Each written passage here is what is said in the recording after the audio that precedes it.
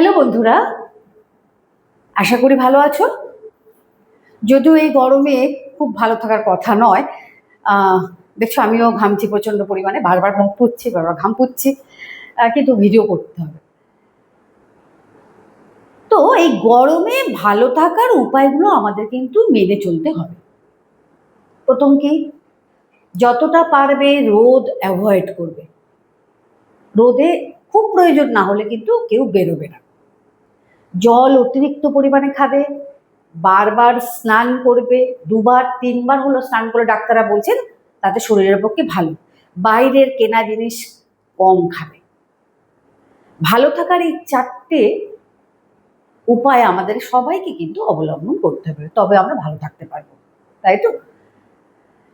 ঠিক আছে, এবারে আমরা চলে আসি আমাদের পাঠ্য বিষয়ে। অর্থাৎ আজকে আমরা ক্লাস 12-এর বাংলা সংস্কৃতির প্রথম যে অধ্যায়, অর্থাৎ বাংলা গানের ইতিহাস নিয়ে তোমাদের সামনে এসেছি। আমি আগের দিন বাংলা গানের ইতিহাসের 22টা কোশ্চেন সম্ভাব্য প্রশ্ন উত্তর তোমাদের লিখে দিয়েছি। খুব খুব বিবেচনা করে তোমাদের কাছে অনেক বেশি ইম্পর্টেন্ট যেগুলো, সেইগুলোকে আমি বাছাই করেছি এবং সাজিয়ে দিয়েছি। তোমরা যদি এখন থেকে এই প্রশ্ন উত্তরগুলো একবার করেও যদি চোখ বোলাও, তাহলে কিন্তু তোমরা অর্থাৎ এই গানের ইতিহাস থেকে প্রশ্ন কমন পাবে বলে আমার ধারণা। কারণ আমি প্রায় 90% কোশ্চেন আনসার সহ কিন্তু তোমাদের সামনে দিয়েছি। 10% যদি বাকি থাকে, কারণ আমার যদি মনে হয় আরও একটু কিছু দরকার থাকে, সেটা 10%। তাহলে চলে আসো, আগের দিনে আমাদের 22টা কোশ্চেন অ্যান্সার হয়েছিল এবং আজকে আমি পরবর্তী প্রশ্ন উত্তরগুলো তোমাদের সামনে তুলে ধরব।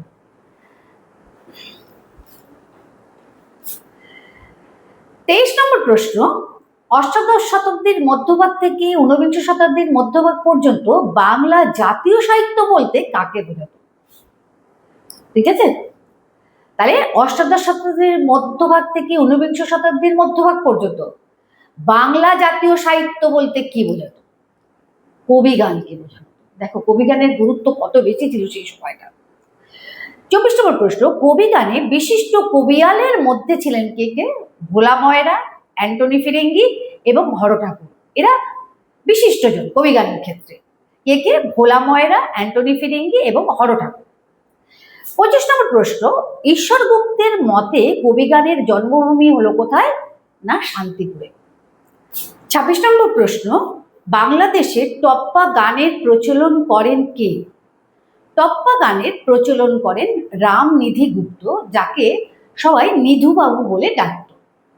নেক্সট 27 নম্বর প্রশ্ন, বাংলাদেশে টপ্পাকে প্রচলন করেন তো রামনিধি গুপ্ত, আর জনপ্রিয় করেন কে? কালী মির্জা, অর্থাৎ যার ভালো নাম কালিদাস চট্টোপাধ্যায়। ঠিক আছে।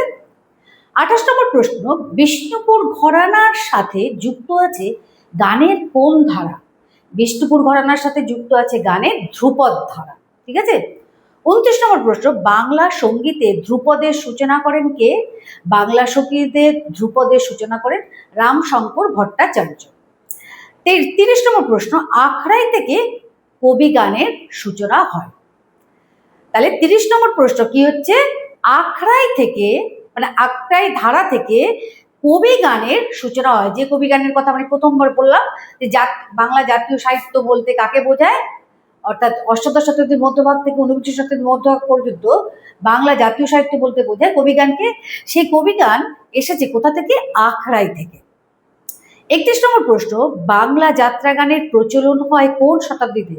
ষোড়শ শতাব্দী থেকে। অর্থাৎ কবিগানের অনেক অনেক কবিগান, বা মনে করো তারপরে আরো যে মনে করো আখড়াই, হাফ আখড়াই, এগুলোর আগে হলো তোমার ষোড়শ শতাব্দীতে যাত্রা গানের প্রচলন হয়। 32 নম্বর প্রশ্ন, কালী মির্জার টপ্পা জাতীয় গান সংকলিত আছে কোন গ্রন্থে? না গীত লহরী গ্রন্থে। ঠিক আছে। কোন গ্রন্থে? কালী মির্জার টপ্পা জাতীয় গান সংকলিত আছে গীত লহরী গ্রন্থে। নেক্সট আমরা আসছি 33 অর্থাৎ 33 নম্বর কোশ্চেন, চেয়াল শব্দের অর্থ কি? খেয়াল শব্দের অর্থ হলো সংকেত। ঢপ 34 নম্বর প্রশ্ন, ঢপ কীর্তন গানে ঢপ কথাটার অর্থ কি? ঢপ কথাটার অর্থ হলো শুদ্ধ সৌষ্ঠব সম্পন্ন। ঢপ কথার অর্থ কি? শুদ্ধ সৌষ্ঠব সম্পন্ন। 35 নম্বর কোশ্চেন, ঊনবিংশ শতকে পক্ষী দলের প্রতিষ্ঠাতা কে? ঊনবিংশ শতকে পক্ষী দলের প্রতিষ্ঠাতা হলো শিবচন্দ্র ঠাকুর। 36 নম্বর প্রশ্ন, মধুসূদন দত্ত তার শর্মিষ্ঠা, পদ্মাবতী, কৃষ্ণকুমারী নাটকে গানে প্রয়োগে কার সাহায্য নিয়েছিলেন? নাট্যকার কার সাহায্য নিয়েছিলেন? এই সমস্ত নাটকগুলো যে রচনা করেছিলেন, শর্মিষ্ঠা, পদ্মাবতী, কৃষ্ণকুমারী, এখানে তো গানের প্রয়োগ করেছিলেন। সেই প্রয়োগ ক্ষেত্রে তিনি কার সাহায্য নিয়েছিলেন? তিনি মহারাজ যতীন্দ্রমোহন ঠাকুরের সাহায্য নিয়েছিলেন। মোটামুটি ভাবে এক নজরে আমরা যদি দেখে নিই, আমরা দেখে নেব কি,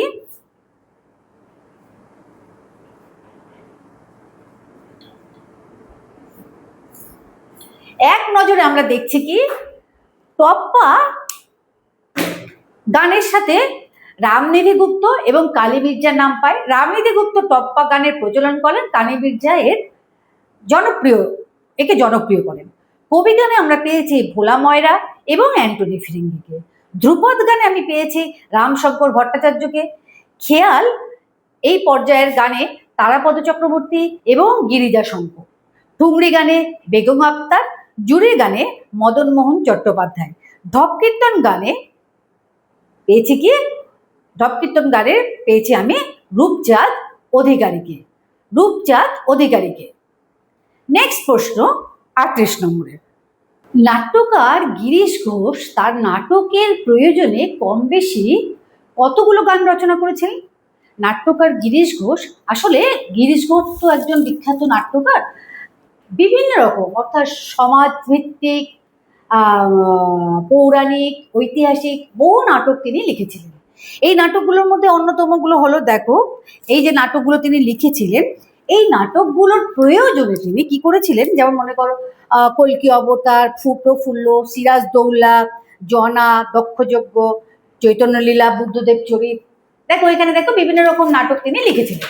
তো সেই নাটকগুলোর প্রয়োজনে গান তিনি সেখানে তো নাটকের প্রয়োজনে গান দিয়েছিলেন, গান রচনা করেছিলেন। সেই গান কতগুলো করেছিলেন? 1370টা গান। 39 নম্বর প্রশ্ন, নাট্যকার ডিএল রায়, অর্থাৎ যার পুরো নাম হলো দ্বিজেন্দ্রলাল রায়, তার গানগুলো, বহু গান তিনি রচনা করেছে। তারও অনেক নাটক আমরা পাই, তার মধ্যে আমরা পাচ্ছি, দেখো আমরা পাচ্ছি কল্কি অবতার, ত্রহস্পর্শ, শাহজাহান, মেবার পতন, চন্দ্রগুপ্ত, এই সমস্ত নাটকগুলো কিন্তু আমরা পাই। এইসব নাটকগুলোর মধ্যেও তিনি গান যুক্ত করেছিলেন। সেই গানগুলোর মধ্যে কয়েকটি আমি লিখলাম। ওই মহাসিন্ধুর ওপার থেকে কি সঙ্গীত ভেসে আসে। 2 নম্বর দেখো পতিতোদ্ধারিণী গঙ্গে। 3 নম্বর দেখো এসো প্রাণ সখা এসো প্রাণী। 4 নম্বর হলো ধনধান্য পুষ্পে ভরা। কার লেখা? ডিএল রায়।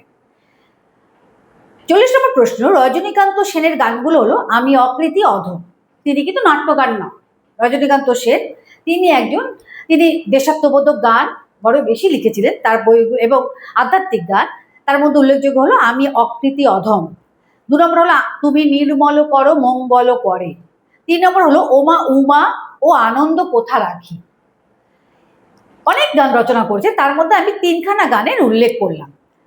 41 নম্বর প্রশ্ন, কাজী নজরুল ইসলাম যে গানগুলো রচনা করেছিলেন তার মধ্যে কিন্তু বহু গান রচনা করেছিলেন। একদিকে যেমন দেশাত্মবোধক গান রচনা করেছিলেন, তিনি অন্যদিকে বিদ্রোহী গান রচনা করেছিলেন।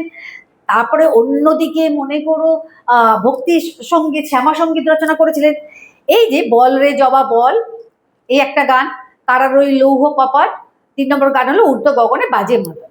হ্যাঁ, তোমরা এবার বলবে আমাকে, মিস আমাদেরকে এই ধরনের লেখালেন কেন, উত্তরগুলো লেখালেন কেন? আসলে এই ধরনের প্রশ্ন বা উত্তর লেখার কারণ হলো, তোমাদেরকে মনে করো দিয়ে দেবে কোনো একটা গানের একটা লাইন দিয়ে দেবে, এসো প্রাণ সখা এসো প্রাণী। এবার বলবে রচয়িতাকে, সেখানে তোমাদেরকে হয়তো গিরিশ ঘোষ, ডিএল রায়, রজনীকান্ত, নজরুল এনাদের নাম দিল। এই কারণেই আমি তোমাদেরকে এইভাবে উত্তরগুলো লেখালাম। দেখো প্রশ্নগুলো কিন্তু এইভাবে আসবে না, তোমাদের প্রশ্নগুলো আসবে, তোমরা ক্লাস 11-এ করেছো যে বিভিন্ন ছ ধরনের কোশ্চেন থাকে, সেখানে মাল্টিপল চয়েসই থাকে কোশ্চেন। সে মাল্টিপল চয়েস তোমরা টিক দেবে, এই ধরনের প্রশ্ন উত্তরগুলো যদি তোমরা তৈরি করে যাও তাহলে অনায়াসে তোমরা মাল্টিপল চয়েসে তোমরা টিক দিতে পারবে। সেই কারণে উত্তরগুলোকে আমি এইভাবে লিখে দিয়েছি। হ্যাঁ, এইটুকুর মধ্যে কিন্তু এই উত্তরগুলো সীমাবদ্ধ নয়, তোমাদেরকে একটু বই খুলে দেখে নিতে হবে ডিএল রায়ের কি কি গান রয়েছে, রজনীকান্তের কি কি গান রয়েছে, কাজী নজরুল ইসলামের কি গান রয়েছে, অতুল প্রসাদের কি কি গান রয়েছে, অন্তত মোটামুটি তোমরা একটু দেখে যাবে। তাতে কি হবে, যে কোনো একটা গান দিলে তোমরা বুঝে যাবে যে এইটা এনার গান, ঠিক আছে, যেগুলো বোর্ড ওয়ার্ক করাটা সম্ভবপর নয়। আচ্ছা, নেক্সট আমাদের চলে আসছি আমরা 42 নম্বর প্রশ্নে। 42 নম্বর প্রশ্ন, মুকুন্দ দাসের গান ছেড়ে দাও কাঁচের চুড়ি, ছেড়ে দাও কাঁচের চুড়ি বঙ্গনারী। অতুল প্রসাদের গান, ওঠোগো ভারত লক্ষ্মী, বলো বলো বলো সবে, হও ধরো মেতিবি। মোটামুটি এইটা আমি কয়েকটি গানের উদাহরণ তোমাদেরকে দিলাম, যার থেকে তোমরা যদি প্রশ্ন আসে তোমরা বুঝতেই পারবে, যে তোমরা বলতে পারবে যে কোনটা কোন গানটা রচয়িতা কে। নেক্সট প্রশ্ন, সত্যেন্দ্রনাথ ঠাকুরের উল্লেখযোগ্য গান কি? মিলে সবে ভারত সন্তান। 45 নম্বর প্রশ্ন, রবীন্দ্রনাথের স্বরবিতান গ্রন্থে আনুমানিক কতটি গানের স্বরলিপি লিখিত আছে? আনুমানিক 1931টি গানের স্বরলিপি লিখিত আছে। 46, রবীন্দ্রনাথের গানে কোন ঋতুর বিশেষ প্রভাব ফেলেছে? কোন ঋতু বিশেষ প্রভাব ফেলেছে? বিভিন্ন ঋতু নিয়ে গান করেছেন তিনি, বর্ষা ঋতু, শরৎ ঋতু, হেমন্তকাল নিয়ে অনেক রকম গান করেছেন তিনি, অনেক ঋতু নিয়ে গান করেছে, তার মধ্যে বর্ষা ঋতুর গান সবচেয়ে বেশি রয়েছে। 47 নম্বর প্রশ্ন, রবীন্দ্রনাথ পাশ্চাত্য সুরের অনুকরণে কটি গান তৈরি করেন? অর্থাৎ বিদেশি সুরের অনুকরণে 12টি গান রচনা করেন। তোমাদের বলে দিতে পারে 12টি, 13টি, 14টি, 15টি, তোমাকে বলতে হবে 12টি গান। 48 নম্বর প্রশ্ন, বাংলা সঙ্গীতের জগতে চারণ কবি বলে খ্যাত কে? মুকুন্দ দাস। ঠিক আছে, মুকুন্দ দাসকে চারণ কবি বলা হয়। 49 নম্বর প্রশ্ন, গণসঙ্গীত বা কোয়ার গানের রূপকার কে? সলিল চৌধুরী। ঠিক আছে, কোয়ার গানের রূপকার হলেন সলিল চৌধুরী। 50 নম্বর প্রশ্ন, ক্যালকাটা ইউথ কোয়ারের প্রতিষ্ঠাতা কে? রুমা গুহ ঠাকুরতা। ক্যালকাটা ইউথ কোয়ারের প্রতিষ্ঠাতা হলেন রুমা গুহ ঠাকুরতা। নেক্সট 51 নম্বরের প্রশ্ন, মান্না দের আসল নাম কি? আমরা সবাই জানি মান্না দের আসল নাম। মান্না দেকে আমরা জানি যে বাংলা গানের জগতে একজন উল্লেখযোগ্য ব্যক্তিত্ব। মান্না দের আসল নাম হলো প্রবোধ চন্দ্র দে। বানানটা দেখে নাও, প্রবোধ, প্রমোদ দিয়ে দেবে তোমাদেরকে, কিন্তু তোমরা লিখবে প্রবোধ চন্দ্র দে। 52 নম্বর প্রশ্ন, রবিশঙ্করের উদ্যোগে পাশ্চাত্য যন্ত্রসঙ্গীতের সাথে ভারতীয় শাস্ত্রীয় সঙ্গীতের মিলনে জন্ম নেয় কি? Fusion music. রবিশঙ্কর একজন সেতার বাদক, আন্তর্জাতিক মানের সেতার বাদক। রবিশঙ্কর সেতারের মধ্যে দিয়ে পাশ্চাত্য এবং প্রাচ্য অর্থাৎ ভারতীয় শাস্ত্রীয় সঙ্গীতের মিক্স করে তিনি কি করলেন? ফিউশন মিউজিকের জন্ম দিলেন। 53 নম্বর প্রশ্ন, ও দয়াল বিচার করো গানটির গায়ক কে? ও দয়াল বিচার করো গানটির গায়ক হলো অখিল বন্ধু ঘোষ।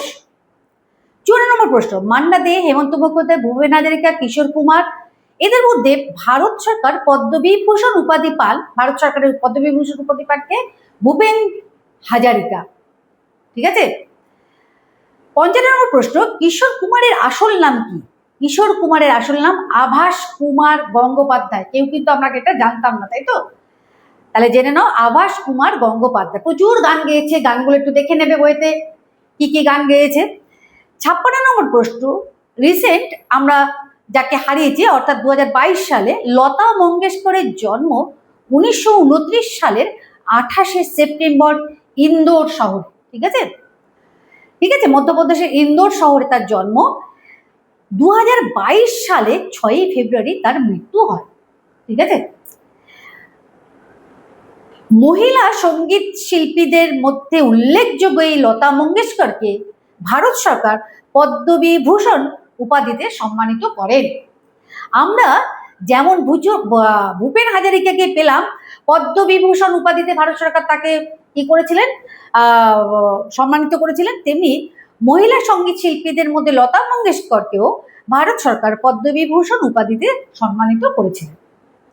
57 নম্বর প্রশ্ন, আশা ভোসলের জন্ম 1933 সালের 8ই সেপ্টেম্বর, মৃত্যু 2026 সালের 12ই এপ্রিল।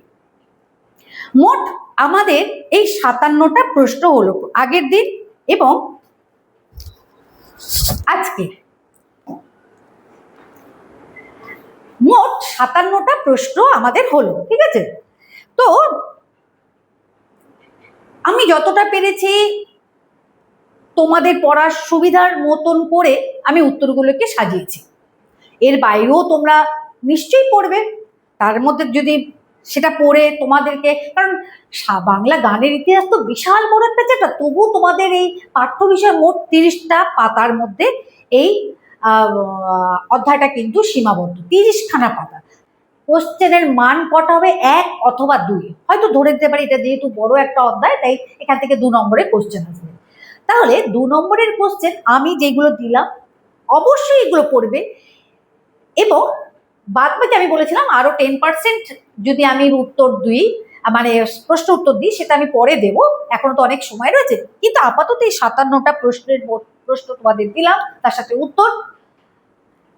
এর বাইরে আরো অনেক কিছু আছে, সেগুলো তোমরা পড়তেই পারো, আরো বেশি জানতে পারবে, আরো বেশি তোমাদের উপকার হবে। আমি বলবো না যে না এর বাইরে তোমরা কেউ পড়বে না, এটা হতেই পারে না। এর বাইরেও অনেক কিছু তোমরা পড়তে পারো, কিন্তু আমি যেগুলো প্রয়োজনীয় মনে করেছি সেগুলো আমি দিলাম। আশা করি এগুলো তোমাদের কাজে লাগবে। তাহলে আমাদের আপাতত এই বাংলা গানের ইতিহাস এই অধ্যায়টা আমি শেষ করলাম। নেক্সট দিন আমি আসবো কি, অর্থাৎ পরবর্তী অধ্যায় বিজ্ঞান চর্চা, ঠিক আছে? বিজ্ঞান চর্চার ক্ষেত্রে আমরা আসবো, সেটা আবার 17টা পাতা নিয়ে বিজ্ঞান চর্চা, মানে পরিধিটা অনেকটা কম। প্রশ্ন তো ওখান থেকে আসবেই, 1 নম্বর প্রশ্ন আসুক, 2 নম্বর প্রশ্ন আসবেই।